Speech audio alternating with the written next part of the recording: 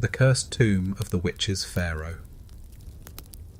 In the blistering heat of Egypt's western desert, beyond the Nile's fertile ribbon, lies a burial site so unusual that even seasoned Egyptologists still lower their voices when they speak of it. Known in hushed tones as the Tomb of the Witches Pharaoh, it was unearthed in the 1990s near Abydos, a place already famous as one of the most sacred necropolises of the pharaonic world. But what archaeologists found inside was not the orderly grandeur of a royal burial. It was something else entirely, a space layered with fear, ritual, and a lingering sense of forbidden magic. The tomb itself belonged to a lesser-known ruler from Egypt's obscure First Intermediate period, around 2180 to 2050 BCE.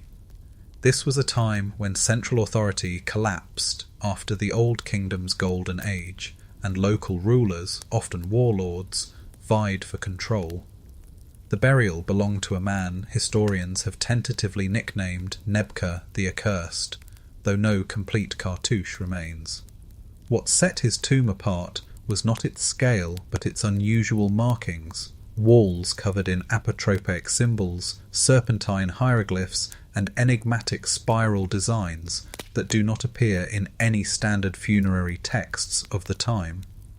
Among the most startling discoveries were 3 mummified women buried around the pharaoh's sarcophagus. Unlike servants or concubines, these women were positioned in ritual circles, their hands bound with fine linen cords, but their faces painted with red ochre, a pigment associated in Egyptian magic with protection and power, but also with curses. Near their bodies, archaeologists found amulets depicting obscure deities, some known, others entirely unknown. A papyrus fragment recovered from a nearby storeroom complicated matters further. It referred cryptically to a council of whispering women who guard the gate between life and the Black River.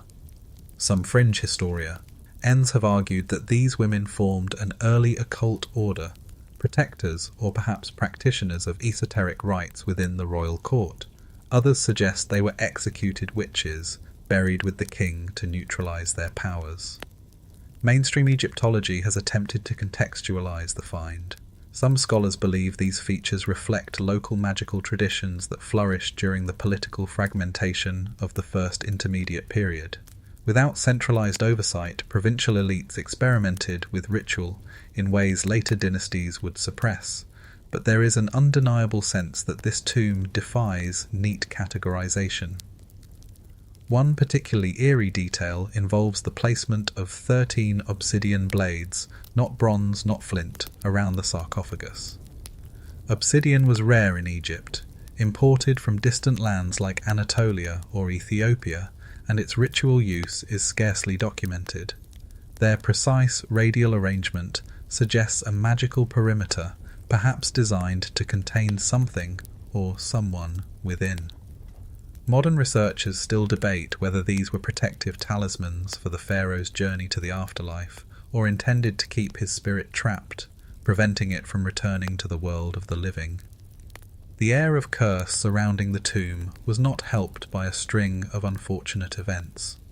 Within months of the excavation, 2 members of the original team died unexpectedly, one in a car accident on a desert road, another from a sudden illness that doctors could not fully explain.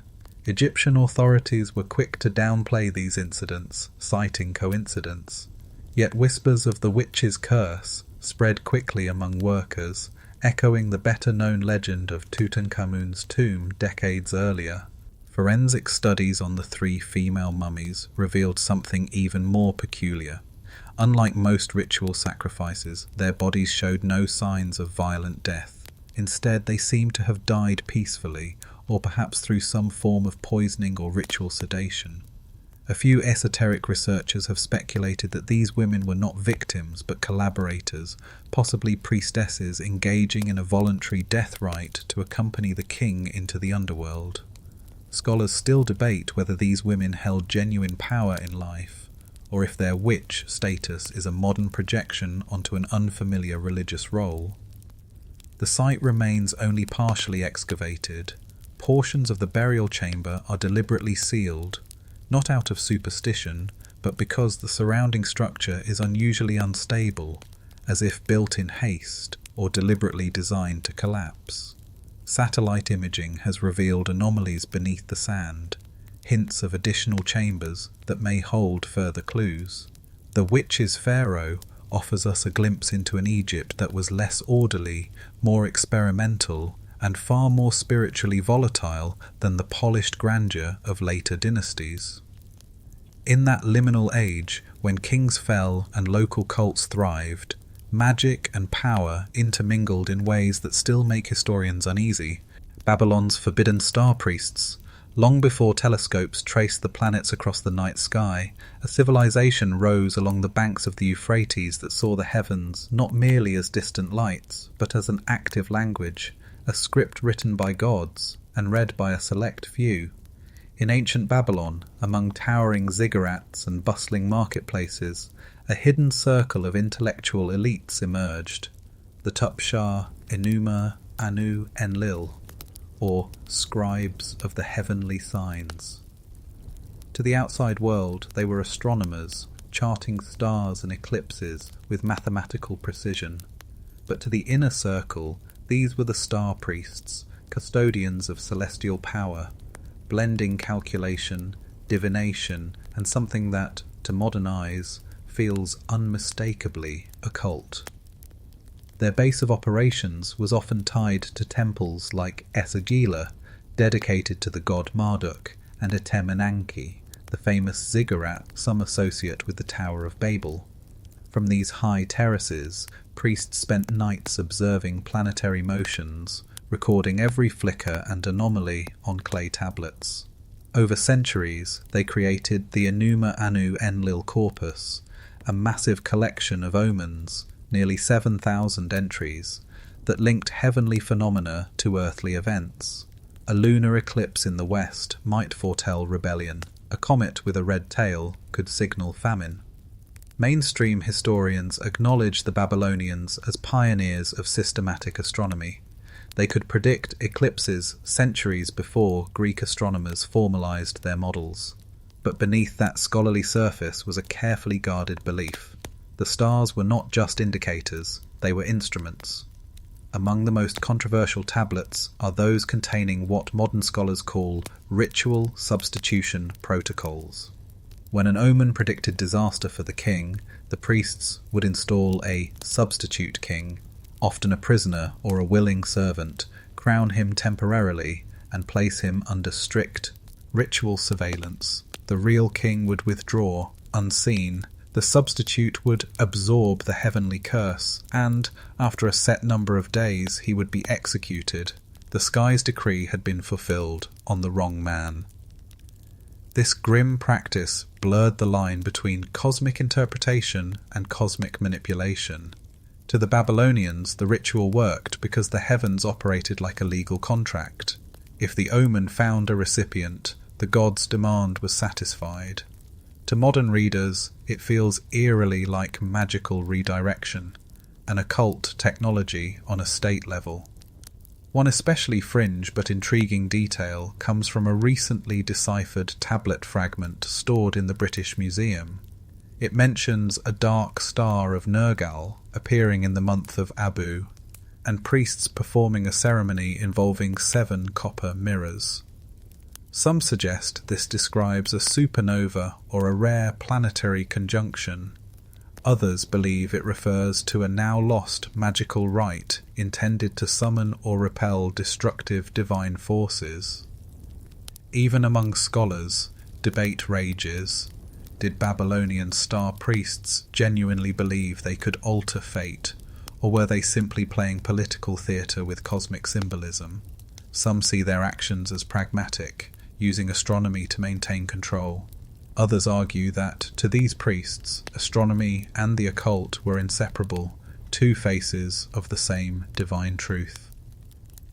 The role of secrecy was absolute. Initiation into the higher levels of star knowledge required oaths and often generations of training within priestly families.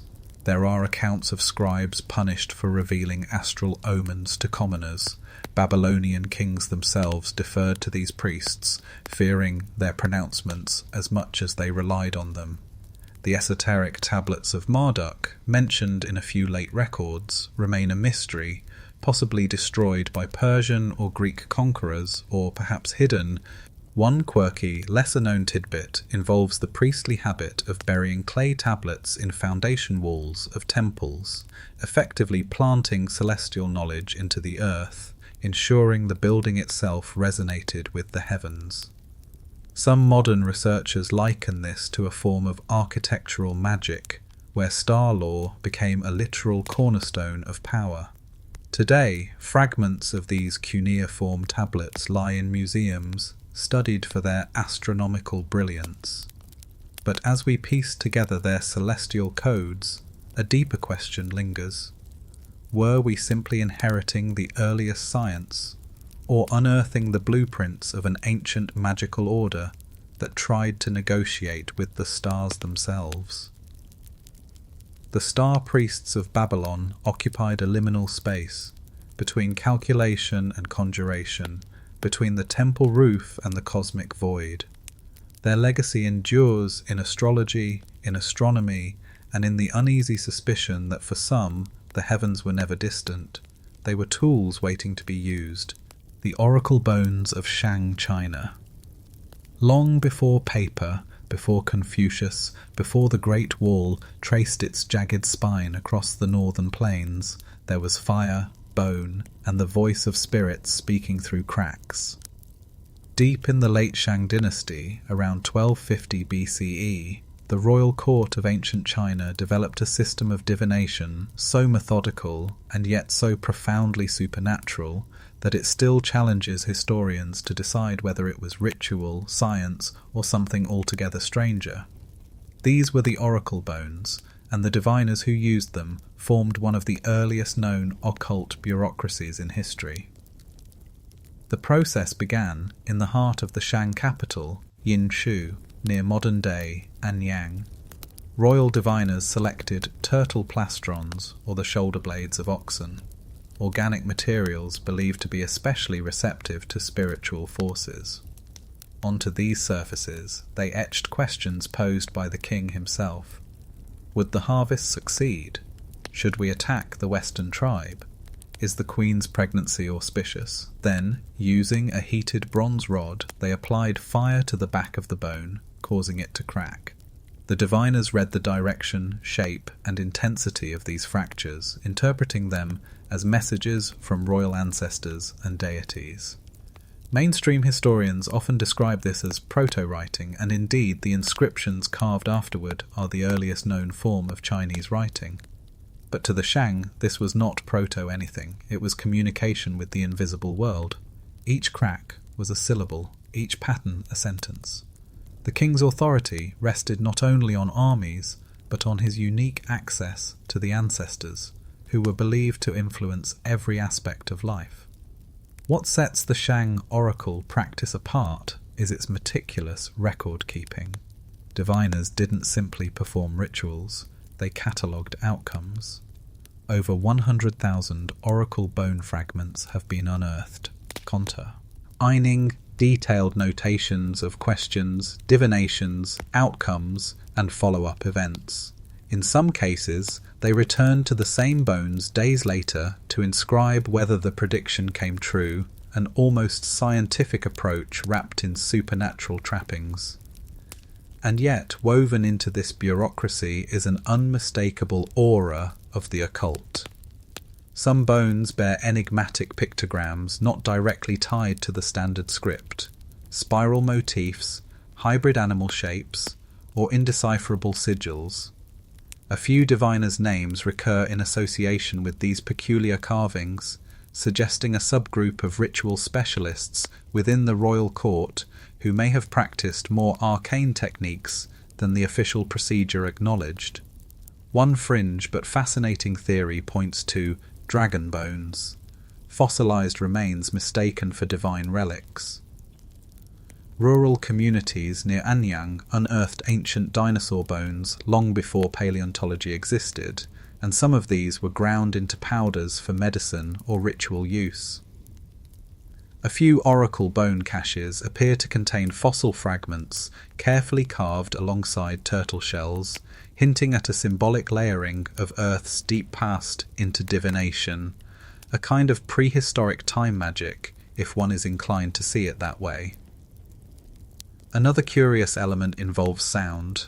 Some researchers have noted that the cracking of heated bone produces distinct acoustic signatures. In temple courtyards, these sounds echoed off walls, creating eerie rhythmic patterns that may have been part of the divination experience. Whether intentional or incidental, the effect would have been profound. The ancestors were not only seen in cracks, they were heard in the air. Scholars still debate whether the oracle bone practice was strictly a tool of statecraft or something more mystical, whether cracks simply random patterns codified into a controlled system, or did Shang diviners genuinely believe they were receiving messages from the beyond? The evidence suggests both, a precise bureaucratic machine powered by sincere spiritual conviction. One lesser-known fact is that toward the end of the Shang Dynasty, some bones begin to feature unsettling questions, not about crops or war, but about omens of doom, cosmic disturbances, and whether the royal house had lost the mandate. This foreshadowed the dynasty's collapse under the Zhou, and later historians would mythologize this as a moral warning from heaven.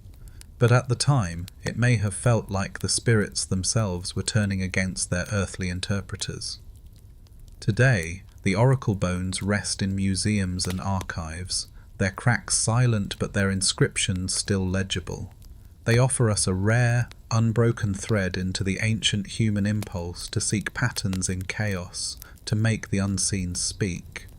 Whether we view them as early data analysis or as a form of structured magic, their presence haunts the intersection between history and mystery. In the end, these bones tell us not only what the Shang asked, but how deeply they believed that the universe would answer, the blood pact of Carthage. In the burning light of the North African sun, where Mediterranean winds sweep over ochre hills, the ancient city of Carthage rose as a maritime powerhouse. By the 5th century BCE, its fleets ruled the Western Sea, its merchants traded in silver, cedar, and ivory, and its generals would one day challenge Rome itself. But beneath this image of commercial brilliance and military strategy lies a darker stratum of Carthaginian culture, one that has unsettled historians for centuries. It is here, among the sacred precincts and fire-scorched altars, that we encounter the blood pact, rituals that intertwined state religion, cosmic appeasement, and practices so disturbing that ancient chroniclers struggled to describe them without horror. The centre of this mystery is the Tophet of Carthage, an open-air sanctuary just outside the ancient city walls. Excavated beginning in the 1920s, this site yielded thousands of urns containing the cremated remains of infants and young animals, often accompanied by dedicatory stelae, carved with images of the goddess Tanit and the god Baal Hammon. The Tophet was not hidden, it was a visible, sacred space. Yet what happened there has remained fiercely contested. Mainstream archaeology acknowledges that these urns represent votive offerings to the gods, but what exactly was offered is the heart of the controversy. Classical sources, especially Roman and Greek writers, accuse the Carthaginians of child sacrifice, claiming that the elite sacrificed their own sons to Baal Hammon in times of crisis. According to Diodorus Siculus, during military disasters, parents would slay their children willingly like lambs to win divine favour. For centuries, many scholars dismissed these accounts as enemy propaganda crafted by Rome to vilify its great rival. But then came the bones. Modern osteological analysis revealed that many urns did contain the remains of infants less than 3 months old. Some show signs of deliberate burning rather than natural cremation after death. Others, intriguingly, contain lamb bones mixed with human ones, as if substituting animal offerings for human lives, or perhaps ritually combining them. This ambiguity has given rise to two competing interpretations. One sees the Tophet as a cemetery for infants who died naturally, where cremation was part of religious commemoration. The other sees it as evidence of institutionalized ritual killing, especially during moments of existential threat. Scholars still debate whether these children died naturally and were merely consecrated, or whether they were intentionally offered. Adding to the eerie atmosphere are the stele inscriptions, often depicting outstretched hands, crescents, stars, and stylized figures between flames. Some are marked with the phrase "molk," whose exact meaning remains contested. Some linguists interpret it as sacrifice, others as offering, but the emotional charge of these symbols, especially when arrayed across thousands of stones, feels undeniably grave. One quirky but telling detail emerges from Punic religious calendars found in later colonies. They include specific substitution festivals, where a lamb could replace a child if accepted by the gods. This suggests that even within Carthaginian belief, the line between life, symbol, and blood was flexible but dangerous. Offering an animal instead of a child was not automatic. It required divine approval, as divined through priestly rituals. There's also a curious astronomical connection. Some stelae align with solstice orientations, and recent studies using archaeoastronomy suggest that certain Tophet ceremonies may have been timed to celestial events, particularly Venus's appearances, Tanit's associated star.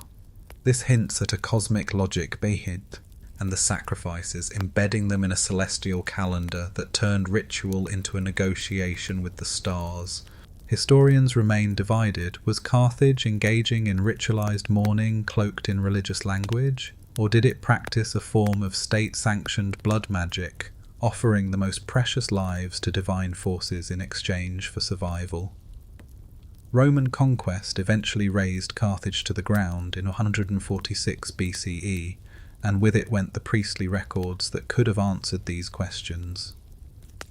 Yet the ground remembers. Walking through the Tophet today, now an archaeological park, you pass rows of carved stones standing like silent witnesses. There is no smoke, no chanting priests, only the Mediterranean wind rustling through tamarisk trees. And yet, the sense of ritual gravity lingers, as if the earth itself still holds the weight of what transpired. The blood pact of Carthage stands as one of history's most haunting enigmas, not because of what we know, but because of what we can never quite prove. In the tension between propaganda and evidence, piety and horror, lies a mystery that continues to terrify through its ambiguity: the shadow cult of Eleusis. As the sun set over the Saronic Gulf, painting the Attic sky in rose and indigo, thousands of initiates walked the sacred way from Athens to the small town of Eleusis. They came barefoot, cloaked, chanting hymns to Demeter and Persephone, carrying sacred torches. This journey marked the beginning of what would become the most secretive and enduring religious ceremony of the ancient world, the Eleusinian Mysteries. For nearly 2,000 years, these rites unfolded annually, promising initiates a glimpse of divine truth, and perhaps a kind of immortality. But for all their longevity and fame, the precise nature of the rituals remains unknown. The participants swore oaths of silence so binding that no clear description survives, leaving scholars to reconstruct fragments like archaeologists sifting through sacred ash. The core myth behind the mysteries is well known: Persephone's abduction by Hades, Demeter's mourning, the Earth's barrenness, and the eventual compromise that allowed Persephone to return for part of each year. But this myth was not simply told at Eleusis. It was enacted, experienced, and believed to reveal something about death and rebirth that no outsider could understand. The ceremonies centered on the telesterion, a vast rectangular hall unlike any other in Greece. It had no windows, only entrances and interior seating for thousands. At its center stood the anakteron, the Holy of Holies, accessible only to the Hierophant, the High Priest. For centuries, this building witnessed countless initiates pass through darkness into light.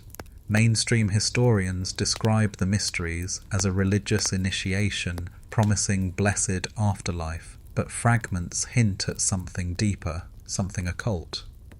One particularly enigmatic detail involves the kykeon, a barley-based drink consumed during the rites. Chemical analyses of residues suggest it may have been laced with ergot, a fungus containing natural hallucinogens similar to LSD. If true, this would mean that initiates underwent a controlled visionary experience, one that was interpreted as a direct encounter with divine forces. Whether this was accidental contamination or intentional psychotropic ritual remains hotly debated. Some scholars argue for careful preparation by priestesses, noting the Eleusinians' agricultural expertise. Others believe the kykeon's power was symbolic rather than pharmacological. Another layer of mystery involves the procession itself, which included ritual insults, dances, and moments of staged terror. Ancient sources mention that initiates were deliberately frightened before entering the telesterion, possibly through sudden darkness, loud noises, or dramatic appearances of priestly figures. Inside, something transformative happened. Initiates later described the experience not in words, but in metaphors. I saw the great light. I descended and returned. I was changed. A quirky but telling piece of evidence comes from Roman-era writers who mocked the mysteries. One satirist described initiates carrying small, mysterious chests that rattled with things not meant for mortal eyes. Another Roman official noted that Eleusis binds Greeks more strongly than any law, hinting at the political power of shared, secret revelation. Scholars still debate the mystery's true function. Were they a religious drama, a psychedelic ritual, or a political tool to unify the Greek world under a shared spiritual banner? Some suggest the rites encoded agricultural wisdom about cycles of death and rebirth. Others argue they preserved a prehistoric shamanic practice within a classical shell. One particularly haunting historical episode reveals how seriously these secrets were guarded. In 415 BCE, during the Peloponnesian War, a scandal erupted in Athens when a group of aristocrats, including the controversial Alcibiades, was accused of mocking and reenacting the mysteries in private houses. This was considered a capital offence. Several were executed, others exiled. Even in wartime, Athens treated the integrity of Eleusis as sacred and inviolable. And then, after centuries of silence and ritual, the mysteries ended abruptly in the late 4th century CE, when Christian emperors suppressed pagan rites. The telesterion was destroyed, its priests dispersed, its oaths broken only by time and ruin. What happened inside those walls remains one of antiquity's most profound secrets. Walking the modern archaeological site of Eleusis today, the telesterion's foundations lie bare under the Greek sun. There are no torches, no hymns, only stone outlines and a lingering sense of something withheld. The shadow cult of Eleusis was not sinister in the way later occult traditions would become, but its power lay precisely in what was never written down. It was a mystery designed to stay that way. The desert spirits of Nabataea, in the dry canyons of southern Jordan, where red sandstone cliffs catch the morning light like burning embers, an ancient city emerges from the rock itself. Petra, the jewel of the Nabataean kingdom, is famous today for its monumental facades carved into stone, the treasury, the monastery, and countless tombs. But beneath its tourist-famous veneer lies a world of shadowed caves, carved idols, and nocturnal rites that speak to a spiritual landscape unlike any other in the ancient Near East. Here, amid silence and sand, the Nabataeans practiced rituals that blurred the line between the material and the invisible, invoking what some texts call the desert spirits. The Nabataeans flourished between the 4th century BCE and the 2nd century CE, controlling caravan routes that carried frankincense, spices, and luxury goods across Arabia. Their wealth made Petra a thriving hub, but unlike the Greeks or Romans, the Nabataeans left behind no great libraries, no philosophical texts. Instead, their religious world is inscribed in stone niches, enigmatic reliefs, and scattered inscriptions, evidence of a mystery cult attuned to the desert's uncanny presence. At the heart of their religion stood Dushara, a male god often represented not as a human figure but as a smooth, rectangular stone block, a Baatil placed in sanctuaries and mountaintop altars. Alongside him was Al-Uzza, a powerful female deity linked to fertility, the morning star, and protection. But beyond these major deities lay a constellation of lesser-known spirits, often unnamed, invoked through offerings left in small niches carved into canyon walls. Archaeologists have found thousands of these niches, many clustered in remote, elevated places where ritual access required arduous climbs. Mainstream historians see this as a complex polytheistic religion tied to tribal identity, but hints of something more esoteric and nocturnal emerge when we examine Petra's hidden spaces. In the SIQ, the narrow gorge leading to the city, researchers have discovered secret stairways leading to secluded chambers, spaces that would have been invisible in the flickering light of oil lamps. Within these chambers are Baatils aligned with celestial events, such as the heliacal rising of certain stars. One particularly intriguing site is the so-called High Place of Sacrifice, a mountaintop altar accessible only by a steep winding path. At its summit lies a carved platform with channels designed to direct liquid offerings, possibly blood or wine, into hidden receptacles. Whether these were symbolic libations or part of actual sacrificial rites remains unclear, but the combination of altitude, seclusion, and celestial orientation has led some researchers to suggest that nighttime rituals invoking desert spirits and star deities were performed here. A quirky but revealing detail comes from Greek travellers' accounts in the Roman period. One writer described Nabataean rituals that took place only when the winds sleep, suggesting ceremonies held at the stillest hour of night, when sound carries far and the desert seems alive. Another mentions priests who speak not aloud but with the wind, possibly referring to a form of whispered chant or ventriloquism that would have produced eerie echoes against canyon walls. The role of water adds another layer of mystery. Petra's elaborate hydraulic systems captured and stored precious rainwater, but in certain sanctuaries, archaeologists have found hidden cisterns beneath ritual platforms, accessible only through narrow shafts. Scholars still debate whether these were purely practical or whether they held symbolic significance as gateways to subterranean spirits, echoing older Arabian beliefs in jinn inhabiting wells and caves. There's also evidence that Nabataean rituals were deliberately syncretic, absorbing elements from Egyptian, Hellenistic, and Mesopotamian traditions, while maintaining their own desert mysticism. Some Baatils are carved alongside Greek eagles or Egyptian ankhs, hinting at cults that transcended cultural borders, a kind of spiritual trade paralleling their commercial networks. The most debated question, however, concerns the identity of the desert spirits themselves. Were they merely poetic descriptions of natural forces, or did the Nabataeans believe in actual entities inhabiting their landscape?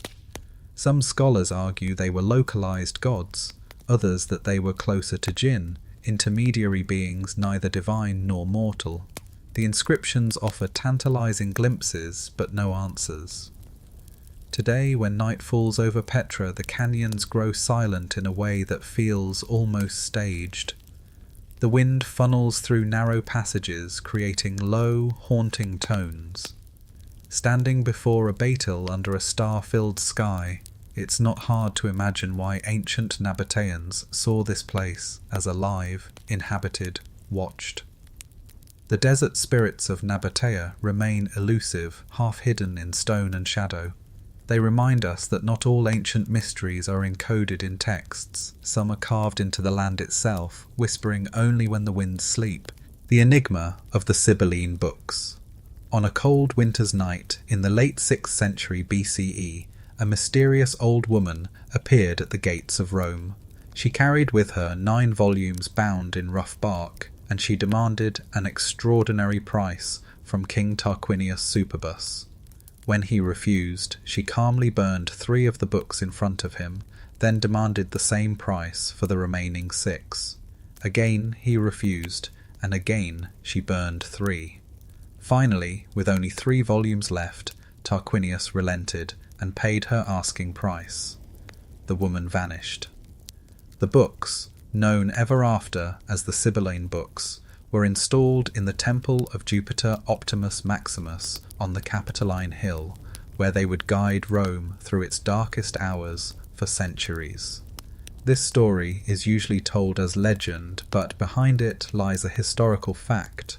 Rome maintained a collection of prophetic texts, guarded by a special priesthood, and consulted only during moments of grave crisis.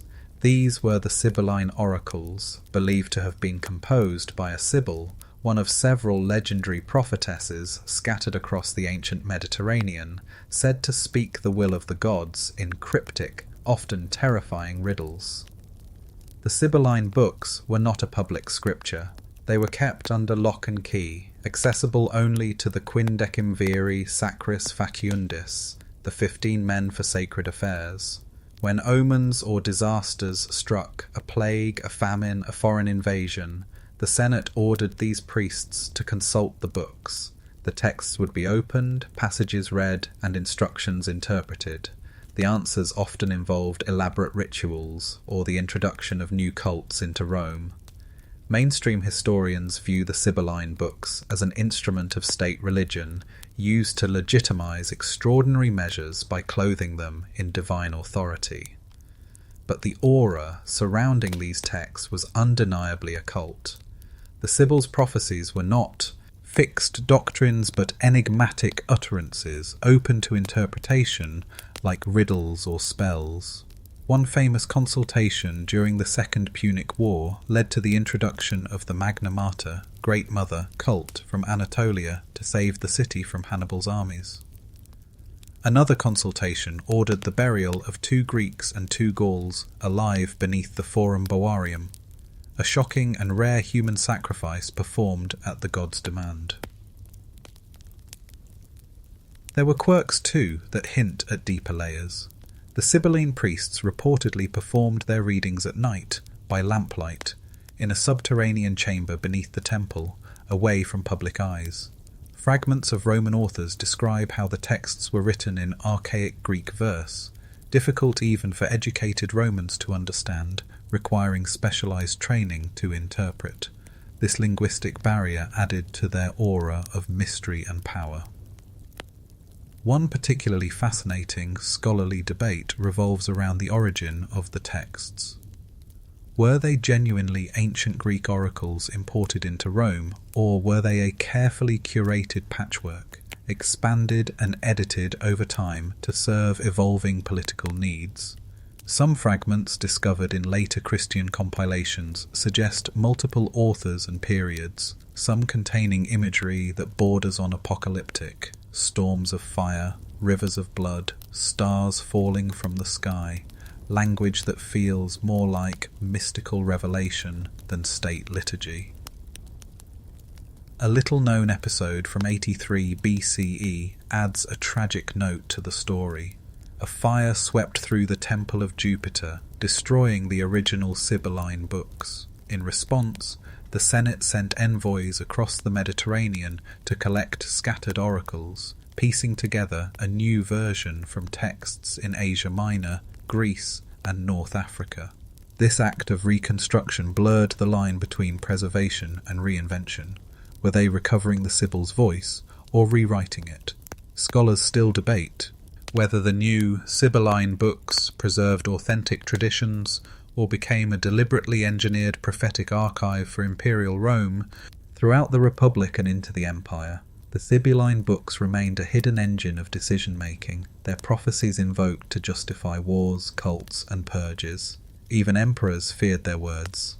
The final chapter came in the 4th century CE, when the Christian emperor Stilicho ordered the remaining Sibylline texts destroyed, seeing them as dangerous relics of pagan power. The chamber beneath the temple was emptied, and the last physical trace of the Sibyl's voice disappeared. And yet, the legend persisted. Medieval chroniclers whispered of lost Sibylline fragments hidden in monasteries. Renaissance scholars hunted for them like treasure, and modern cryptographers have pored over the surviving Greek Sibylline oracles, an unrelated but similarly named set of texts, for clues to their structure. None of these, however, can replicate the weight those original books carried, texts so revered that entire nations acted upon their riddles. The enigma of the Sibylline Books lies in their double nature. They were both political instruments and objects of fear, both state archives and mystical texts. They represent a civilization's willingness to entrust its fate to the cryptic words of a vanished prophetess, preserved in darkness beneath the temple stones.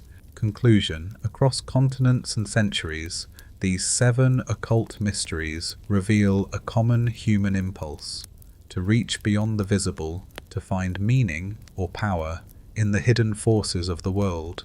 From the Witches Pharaoh in Egypt to the star priests of Babylon, from Shang diviners cracking bone to Carthaginian fires, Eleusinian shadows, Nabataean desert whispers, and Rome's secret prophecies, each mystery straddles the line between religion, science, and something stranger. Historians sift through bones, stones, and inscriptions, yet what remains most unsettling is not what these people believed, but how much they acted upon those beliefs. Empires rose and fell, guided by visions, omens, and rituals we still struggle to understand.